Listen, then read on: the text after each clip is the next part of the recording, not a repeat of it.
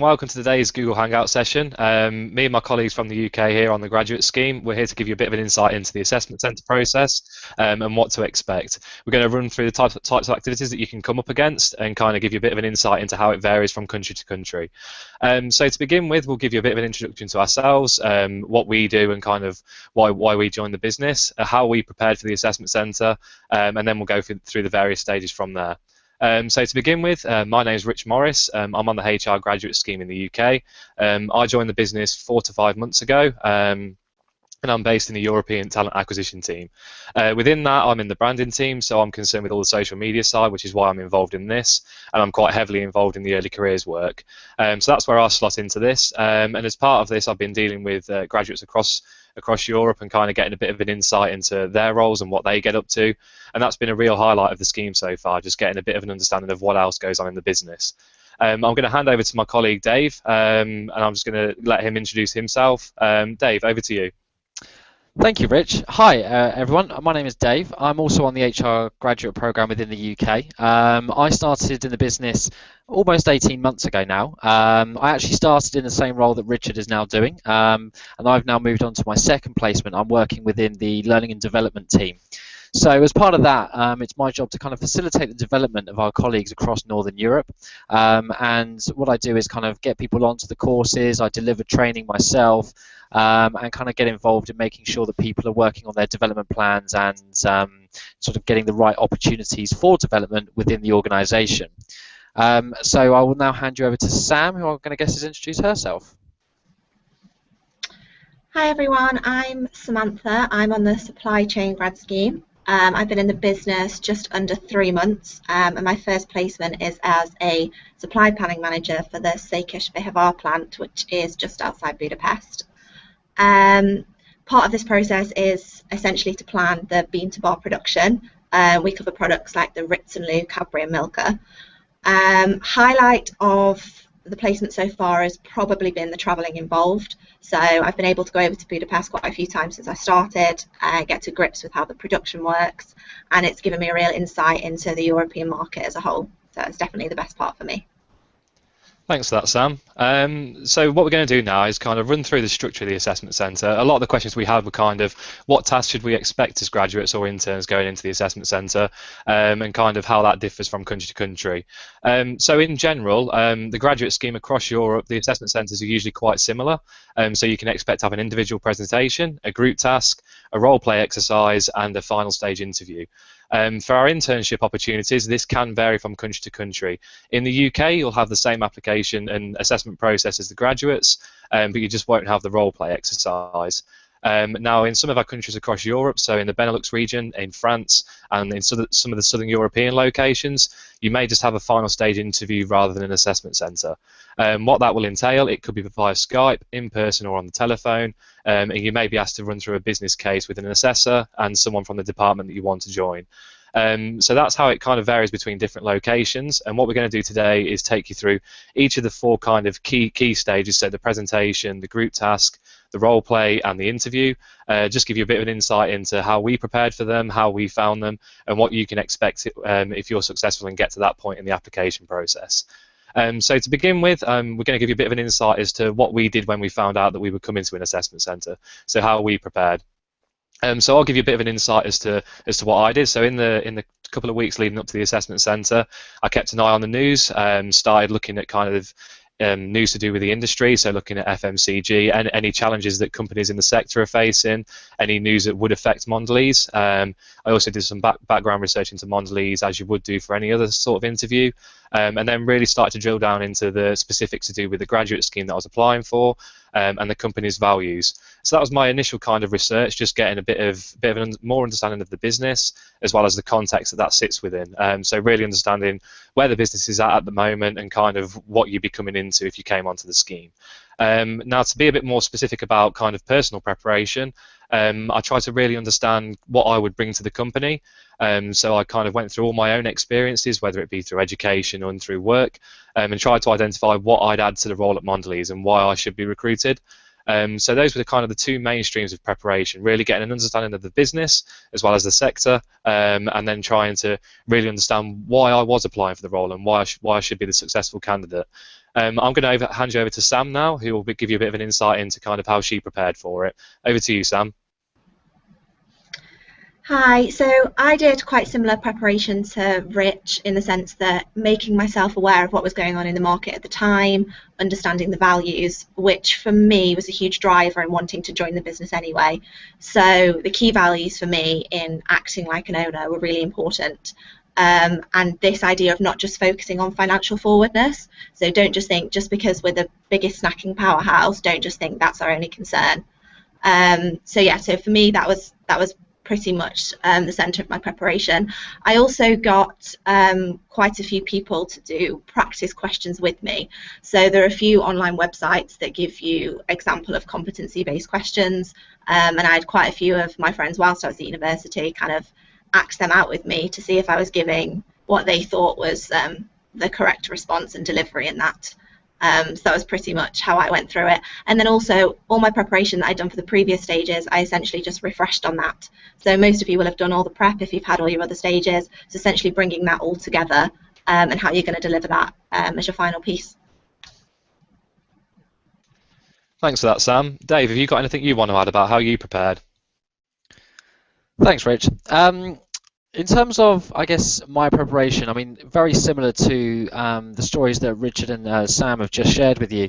I guess my only piece of advice in terms of preparation beyond that is that most of the job descriptions when you applied list out a few competencies which at Mondelez International we feel are kind of key performance indicators of someone to be successful in the role. My suggestion would be to look into those because those are typically the types of things that we'll be assessing on an assessment centre level, and by kind of being able to prepare kind of real life examples of when you've demonstrated those as something that's likely to help you in the assessment process. Thanks for that, Dave. So now we'll kind of move on to the structure of the assessment centre and take each stage as it comes and give you a bit of an insight into what to expect and any hints and tips that we might have for you. So the first stage, especially in the UK graduate scheme and internship assessment centre, it's the same across most of our European assessment centre processes, but it may just vary slightly, so you just need to be aware of that. But the first task is usually an individual presentation, and Dave's going to give you a bit of an insight into this. Over to you, Dave. Thanks, Rich. So, I mean, in terms of the individual presentation, I think what we're really looking for here is the kind of, your ability to kind of stand up, deliver, and sort of put across your thoughts, ideas, and reasonings in a sort of coherent manner. When it comes to the individual presentation, in terms of, I guess, what to expect, you'll be given a topic to present on in most cases. I know for some of our research development and quality internships, we might be looking for something more along the lines of a kind of technical level style, but in the most cases, we will be giving you the information that you need to present upon. So be open-minded, sort of be prepared to receive that information and kind of use that. Be prepared to interpret data, to sort of sort the important from the not so important, and make sure you can structure an argument well.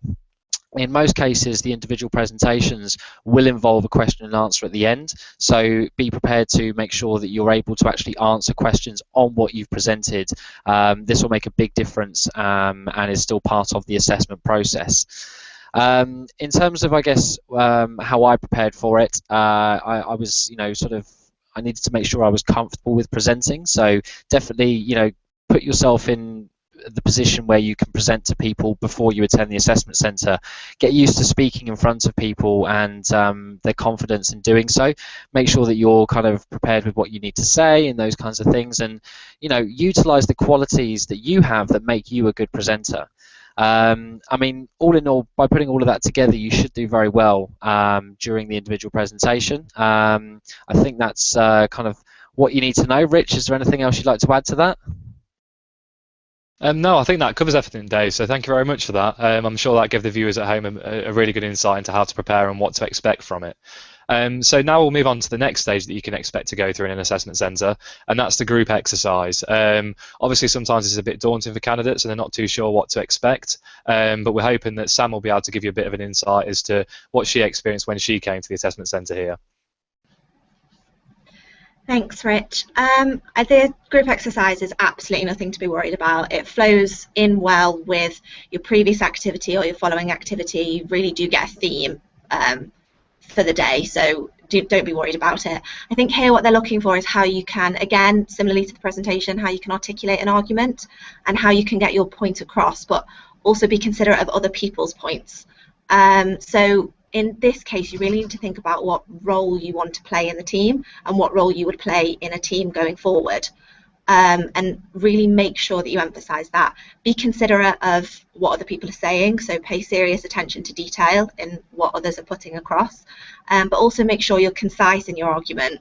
You can run the risk here of just talking to make noise, I think, sometimes, because you feel like you have to, because people seem to think that you just need to talk as quickly as possible just to get your point across. But really think about what you're saying before you come out with it, because you could be the person that says maybe the least, but at that point you're actually bringing the whole argument together and you're the one that's driving it to a conclusion. So my top tip for this will just be concise. Don't just talk because you feel like you have to. Thanks for that, Sam. Now moving on, we've got the role play exercise. As I mentioned previously, this doesn't come up in the intern assessment centre in the UK, but it does come up in our graduate assessment centre in the UK and across Europe. So this is something you can expect if you're applying for a graduate scheme, but it might vary for interns across the region.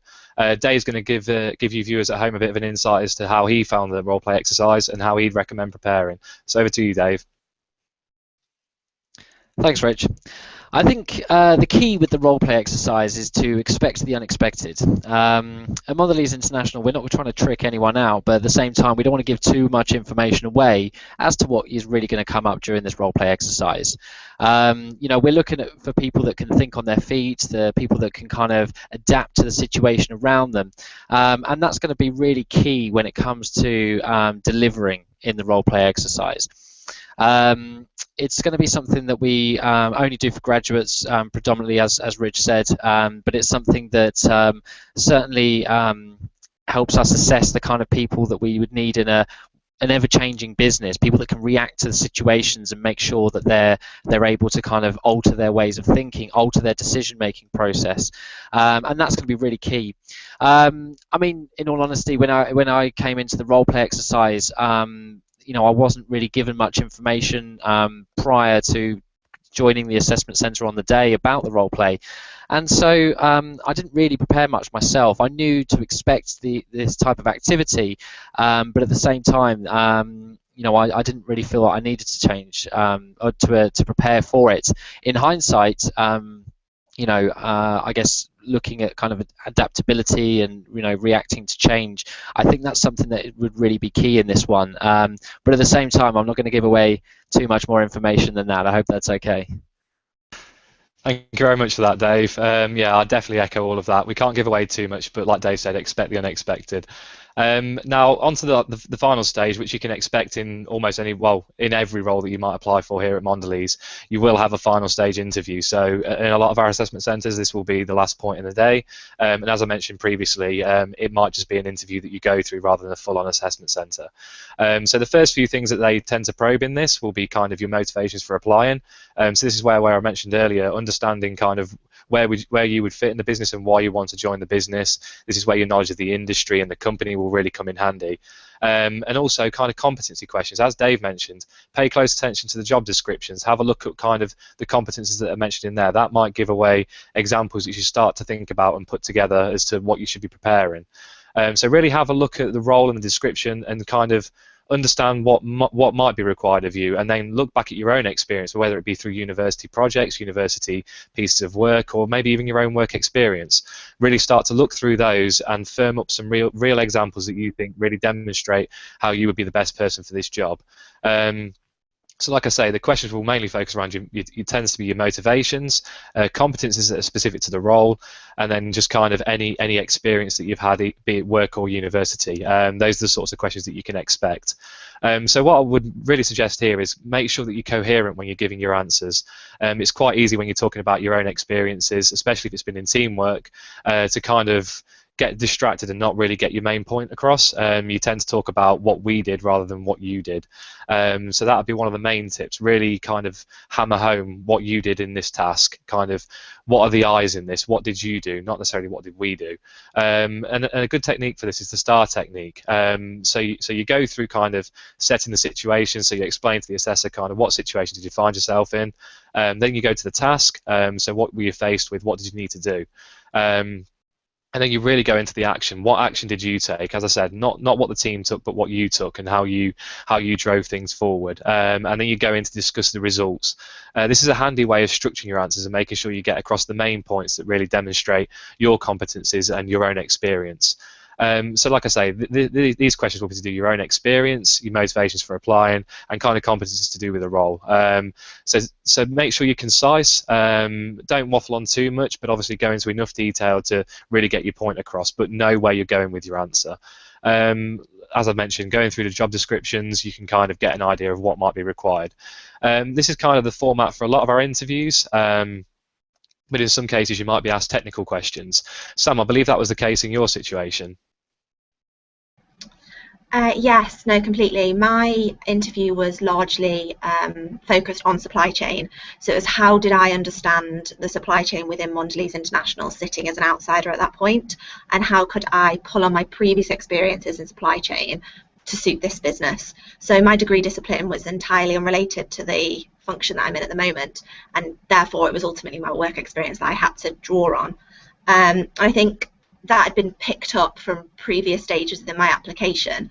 So then during my final interview, it was very much like, let's pull out the technical side of supply chain for you and figure out whether you would fit into the business. And I think maybe the emphasis on this was largely driven by the fact that my degree discipline was unrelated.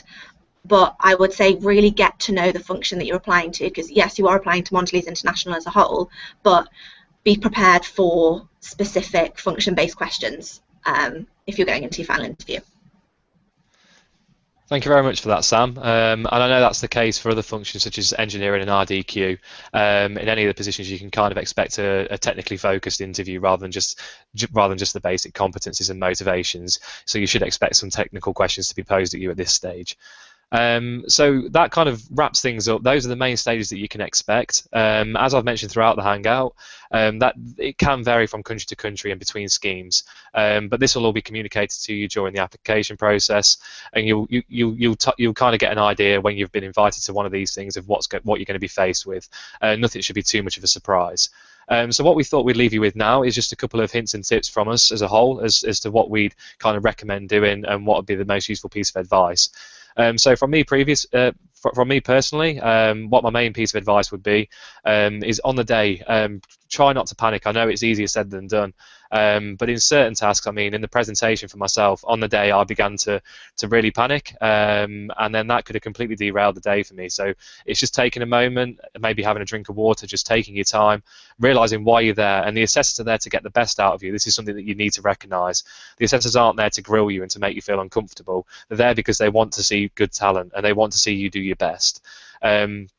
So really try to hold your nerve and don't worry too much during the day. If you feel you're getting a bit nervous and a bit overwhelmed by the day, just take a couple of minutes just to compose yourself, because like I say, everybody that's here from our side wants you to do your best. We want the best talent in this business, so we don't want you worrying on the day.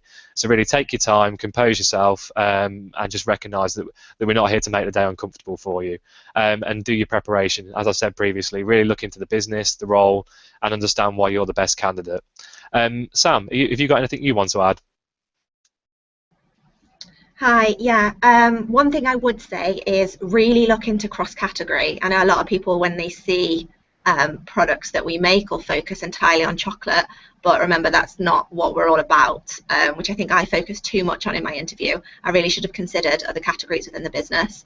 One of the best things actually when I started, my manager told me that it's really clear to see when people are kind of putting on a front almost. So the assessment centre there is there to not only figure out whether you're right for the business, but whether the business is right for you. So just remember that if you're not being yourself and letting your personality shine through completely, then we can't really assess whether it is a good fit. So yeah, just completely let your character come through, and don't put on a front and thinking that you know what we want, because we just want to know what you're like in all of these situations. Cheers, Sam. Dave, have you got anything you'd like to add to that? Hiya. Yeah, I think I do actually. I guess my closing piece of advice is Dave's top tips, if you like. I guess the first one that I would recommend is be confident. To get to this stage, you've got to the assessment centre, and I think you should be really proud of that fact. So that confidence can come from the fact knowing that you probably beat off quite a few people to get to that stage, and really show that confidence that you've shown throughout the process during the day. And as cliched as it sounds, I would say be yourself. Mondelez, we hire people. We're not looking for robots. And personality that shines through, and people that can really kind of show how they are in themselves, and kind of how they let their personality really dictate the way that they work, and their kind of personal brand that they put into things is something that's really going to shine through on the day itself. And just going back to what you said, Rich, as well about these real examples, I think it's really key when answering competency-based questions or anything like that you can really portray and show what you've done in the past. We're not looking for hypothetical answers here. We're looking for people that can really show that they've demonstrated a particular skill or competency previously. And so make sure that you have your key achievements at the forefront of your mind on the day, that you're able to kind of draw upon them to say, yes, I've demonstrated good team working skills, good presentation skills, good organizational skills. Have all of these tips and tricks in the back of your mind, and that will certainly help you going forward. So I mean, that's it from me. Thank you, Rich. Cheers for that, Dave. So that brings us to the end of this Hangout, so I hope the viewers at home really found that useful. What I would suggest, if you've got any outstanding questions, is either send them through to the Eventbrite page, as some of you may have done already, and this will be uploaded to YouTube afterwards. So if there are any pressing questions that you don't feel that we've covered, just put them in the comment box below the YouTube video, or submit them through Eventbrite. So we hope you found this informative, and yeah, good luck for the assessment process, and we hope to see you soon. Thank you very much.